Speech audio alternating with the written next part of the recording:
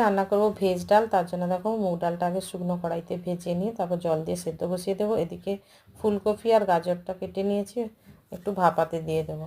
ডালটাও সেদ্ধ হয়ে গেছে আর এদিকে আমার সবজিটাও ভাপানো হয়ে গেছে। তো একটা ডাবু নেব, দিয়ে ডালটাকে এরকমভাবে নেড়ে চেড়ে তারপরে দিয়ে দেবো গরম জল আর পরিমাণ মতো হলুদ। আর এদিকে কী করব, কড়াইয়ের মধ্যে সর্ষের তেল দেবো, দিয়ে সবজিটাকে ভালো করে ভেজে নেব লবণ আর হলুদ দিয়ে। ভাজা ভাজা হয়ে গেলে তারপরে কিন্তু আমি ডালের মধ্যে ঢেলে দেবো।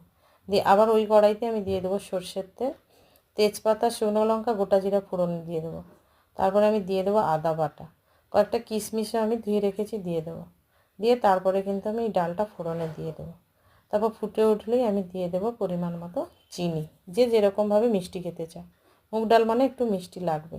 তারপরে দিয়ে দেবো লবণ, স্বাদ মতো লবণ দিয়ে দেবো। দিয়ে নেড়ে চেড়ে নামানোর আগে অবশ্যই আমি একটু ঘি দিয়ে দেবো। যদি তোমাদের রেসিপিটা ভালো লাগে অবশ্যই একটা লাইক করে দিও, আর আমার চ্যানেলটা প্লিজ তোমরা সাবস্ক্রাইব